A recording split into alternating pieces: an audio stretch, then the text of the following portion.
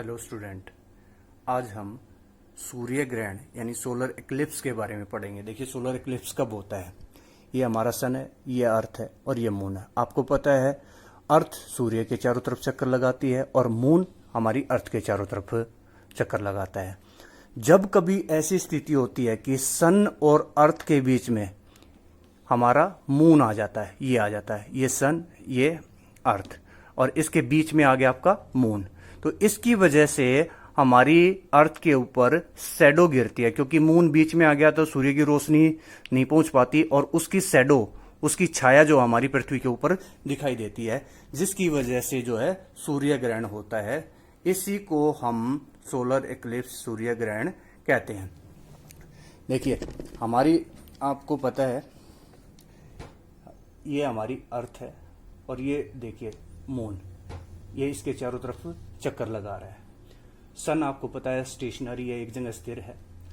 धीरे धीरे स्थिति ऐसी होती है, कई बारी न्यू मून में ऐसा होता है, न्यू मून में अब हमारी अर्थ के चारों तरफ चक्कर लगाते लगाते सन और अर्थ के बीच में मून आ जाता है। तो ऐसी स्थिति में हमारे को जो है सूर्य की जो है ना रोशनी दिखाई नहीं देती, छाया जो क्योंकि पड़ती है मून बीच में आने की वजह से। ये तीन प्रकार का होता है, टोटल, एनुलर और पार्शियल।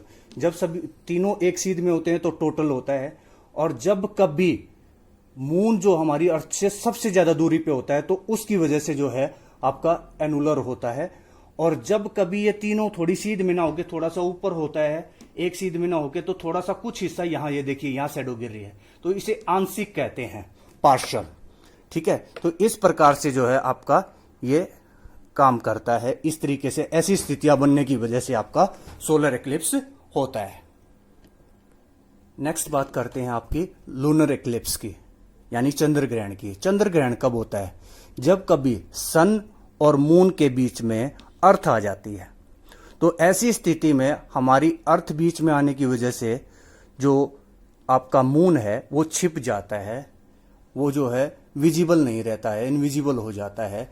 क्यों हो जाता है? क्योंकि मून और सन के बीच में अर्थ आ गई है, और आपको पता है मून की अपनी लाइट नहीं होती है। ठीक है, तो मून नॉट विजिबल होता है उस टाइम पे। अर्थ की जो शैडो है वो मून के ऊपर गिरती है और वो इस वजह से दिखाई नहीं देता है। इसी को हम चंद्र ग्रहण या लूनर इक्लिप्स बोलते हैं। ठीक है, ऐसी स्थिति को हम लूनर इक्लिप्स के नाम से जानते हैं। देखिए, हमारी अर्थ के चारों तरफ घूमते घूमते अब ये एक ऐसी स्थिति में आ जाए, धीरे धीरे जो है ना इसके ऊपर सूर्य की रोशनी गिरनी शुरू हो जाएगी और फिर हमारे को जो है ना मून दिखाई देने लग जाएगा। तो हम क्या कहेंगे कि आपका चंद्र ग्रहण जो है ना वो खत्म हो गया। ठीक है, लूनर इक्लिप्स जो है ना वो फिनिश हो गया। तो इस प्रकार से आपका सूर्य ग्रहण और चंद्र ग्रहण होता है। देखिए, ये सोलर इक्लिप्स, इसमें स्थिति क्या होती है आमतौर पे सोलर इक्लिप्स में, ये, और लूनर इक्लिप्स में क्या होता है, सन और मून के बीच अर्थ आ गया। ये अभी आप लोगों के लिए एक क्विज है। Can sun come in between earth and moon? क्या कभी सूर्य चंद्रमा और पृथ्वी के बीच में आ सकता है? ऐसी स्थिति हो सकती है कि भाई ये चंद्रमा हो गया, इधर ये आपका सन हो गया और इधर अर्थ, इन दोनों के बीच में सन आ जाए? ऐसा कभी भी नहीं हो सकता, क्योंकि हमारा सूर्य जो है ना वो स्थिर है, एक जगह है, और हमारा जो मून है और आपके अर्थ है वो जो ना घूमते रहते हैं। जैसे आपको पता है अर्थ सूर्य के चारों तरफ चक्कर लगाती है और मून आपकी अर्थ के चारों तरफ। वैसे भी हमारी पृथ्वी और सूर्य के बीच की जो दूरी है वो बहुत ज्यादा है। ये 14.95 करोड़ किलोमीटर। इट्स मीन्स ये 14 करोड़ 95 लाख 98,000 करोड़ किलोमीटर दूर है हमारी पृथ्वी से हमारा सूर्य है। तो बहुत ज्यादा दूरी है।